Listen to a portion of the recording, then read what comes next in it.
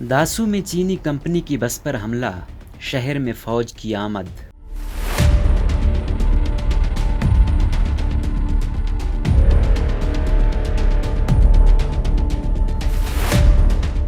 30 سے 40 افراد قزوبہ کمپنی کے برسین کیمپ کے احاطے میں ایک یادگار کے سامنے افسردہ کھڑے ہیں۔ سیمنٹ اور ٹائل سے بنی اس تختی پر 9 چینیوں اور 4 پاکستانیوں کے نام درج ہیں۔ یہاں پھول رکھے گئے اور پھر 1 منٹ کی خاموشی اور دعائیہ کلمات ان 13 افراد کے لیے ادا کیے گئے جو 3 ہفتے قبل داسو میں ہونے والے بم دھماکے میں ہلاک ہو گئے تھے۔ خیال رہے کہ 14 جولائی کو پاکستان کے صوبہ خیبر پختونخوا میں اپر کوہستان کے علاقے میں بس سے گاڑی ٹکرانے کے نتیجے میں دھماکہ ہوا تھا۔ نتیجے میں چینی انجینئروں سمیت کم از کم 13 افراد ہلاک ہوئے تھے۔ یہ چینی انجینئرز اور دیگر عملہ 2 بسوں میں معمول کے مطابق صبح کی شفٹ میں داسو ہائیڈرو پاور پروجیکٹ پر اپنے کام پر جا رہے تھے۔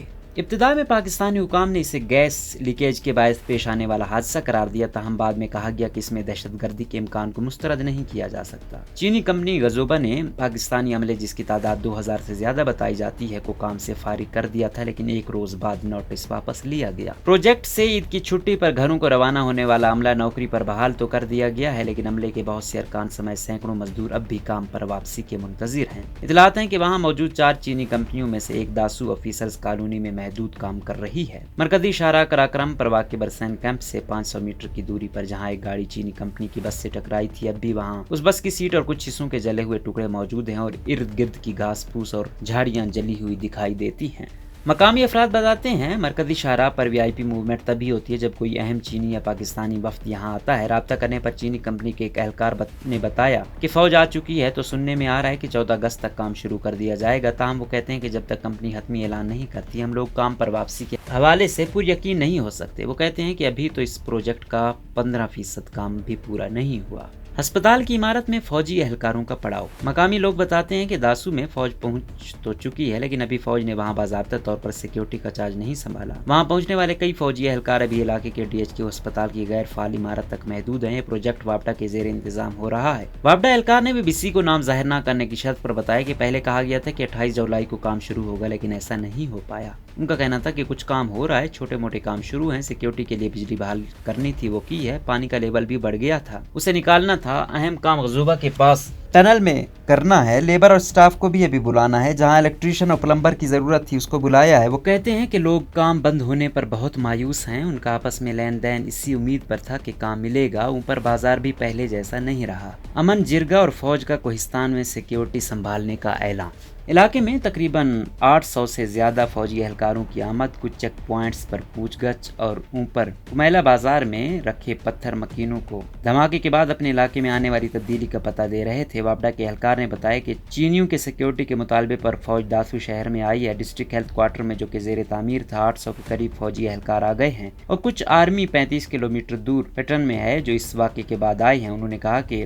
ریزروائر کا علاقہ 64 کلومیٹر ہے، پہلے پولیس والوں کی جانب سے اتنی چیکنگ نہیں ہوتی تھی، اب وہ پوچھتے ہیں کہ کہاں سے آ رہے ہو، کدھر جا رہے ہو۔ واضح رہے کہ علاقے میں چیک پوائنٹس کا اضافہ تو ہوا ہے، لیکن ابھی فوج کو تعینات نہیں کیا گیا اور پولیس اہلکار ہی سیکیورٹی سنبھالے ہوئے ہیں۔ فوج نے علاقے میں پہنچنے کے چند روز بعد اپنی آمد کا باضابطہ اعلان کرنے کے لیے 3 اگست کی سہ پہر 60 افراد کا امن جرگہ داسو سرکٹ ہاؤس میں بلوایا۔ پاکستانی حکام نے 2 مشتبہ افراد کو جن کا تعلق لاہور سے ہے بلوچستان سے گرفتار کرنے کا دعویٰ کیا ہے۔ کچھ گاڑیوں کی فوٹیج بھی شیئر کی جا رہی ہے کہ مبینہ طور پر ان میں سے ہی کوئی گاڑی چینی کمپنی کی بس سے 14 جولائی کو ٹکرائی ہوگی۔ جرگے میں موجود مقامی ذرائع نے BBC کو بتایا کہ جرگے سے خطاب کرتے ہوئے بریگیڈیئر حبیب اللہ نے کہا کہ داسو بس دھماکہ ایک دہشت گرد نے کیا، یہ کام مقامی سپورٹ کے بغیر ممکن نہ تھا۔ دہشت گرد کہاں گئے اور رات کہاں ٹھہرا سب پتہ چل گیا، ان قریب حقائق سامنے آ جائیں گے۔ ملک میر ہزار خان اس جرگے میں موجود افراد میں شامل تھے۔ BBC سے فون پر گفتگو میں انہوں نے بتایا کہ ہم نے فوج کو اپنے تحفظات سے آگاہ کیا ہے، کیونکہ اس سے پہلے جب سوات میں دہشت گرد آئے تھے تو ہم نے فوج سے کہا تھا کہ آپ یہاں مت آئیں، ہم اپنے علاقے کی حفاظت خود کریں گے۔ وہ کہتے ہیں کہ فوج کی آمد سے ایک تبدیلی تو آئے گی، پہلے جہاں پہنچنے میں آدھ گھنٹہ لگتا تھا اب 2 گھنٹے لگیں گے۔ وہ کہتے ہیں چیک پوسٹیں لگ گئی ہیں، پولیس لوگوں کو جانتی ہے وہ نہیں روکتی، ہم نے کہا ہے کہ فوج پیچھے ہو جائے، پولیس کو اپنے آگے رکھے اور پولیس کو ذرا تیز کرے۔ انہوں نے بتایا کہ سن 1983 میں ہزاروں چینیوں نے شاہراہ ریشم بنائی، کوئی دھماکہ نہیں ہوا، سوات کی سرحد تھی اس وقت بھی فوج ادھر آئی، ہم نے فوج کو کہا کہ آپ کے پیچھے طالب तालिबान आएंगे, आप हमारे इलाके में मत आएं। मीर अज़हर खान कहते हैं कि दासू धमाके से बरसों पहले हम पुलिस की कारकर्दगी पर बात कर रहे थे। वापडा की कारकर्दगी भी नाकिस रही है और चीनी कंपनियों ने भी हर इलाके के लोगों को भर्ती किया हुआ था। गाड़ियां अफगानों की भी लगाई गई। हमने कहा था मसला बनेगा। जिरगे में शामिल मकामी शख्स और सामाजिक कारकुन अब्दुल जब्बार ने फोन पर राब्ता करते हुए BBC को बताया कि जिरगे में हमें आगाह किया गया है कि इलाके में एक आर्मी ब्रिगेड आ गई है जो कोहिस्तान के तीनों हिस्सों में होगी, बशाम, पेटन और दासू। अपर कोहिस्तान में 2 जगह, शतियाल और दासू, लोअर में पेटन और बशाम। वो कहते हैं कि अगर फौज ने हमारे मामलात में मुदाखलत की तो मसला बनेगा, लेकिन ब्रिगेडियर साहब ने बावर करवाया है कि पुलिस चेकिंग करेगी, वो फौजी एहलकार सिर्फ वहाँ खड़े होंगे। वो कहते हैं हमें फौजी हुकाम ने बताया कि आपके मकामी मामलात में मुदाखलत नहीं होगी, रिवायात का एहतराम किया जाएगा। दासू डैम और वापडा के मामलात से फौज का ताल्लुक नहीं होगा, फौज सिर्फ सिक्योरिटी देखेगी। उनका कहना था कि हमने तजवीज दी है कि बेशक लगाएं आप चेक पोस्ट, लेकिन मकामी लोगों को कोई पास दें ताकि रजिस्टर्ड मकामी लोगों को तलाशी की मुशक्कत से न गुजरना पड़े।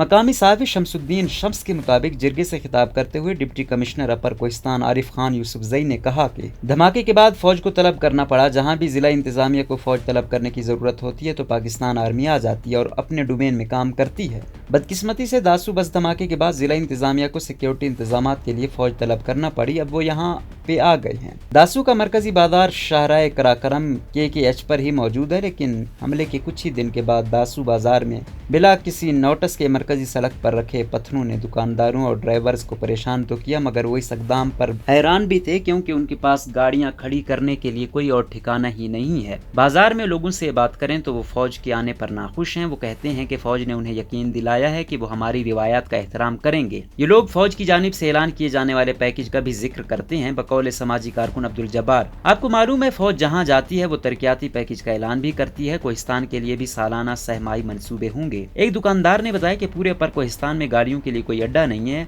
इससे बाजार में ताजिर बिरादरी भी मुतासिर हो रही है। एक हफ्ता हो गया है जिला इंतजामिया ने मुतबादिल अड्डे के लिए कोई इंतजाम नहीं किया। गाड़ी खड़ी होने से लोग काम के बगैर बैठे हैं।